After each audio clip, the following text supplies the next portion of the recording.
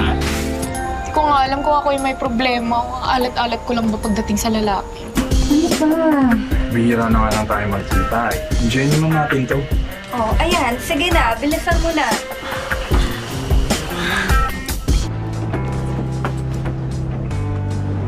Oh, dahan-dahan lang. Hoy, easy lang! Miss Kapit. Saan ho kayo? Hoy! Hoy, easy lang! Ayos ko lang, miss. Nagsasayang ka ng oras. Wala kang mapapala sa akin. Meron. Okay. Hindi ba pwedeng pagbigyan mo ang sarili mo?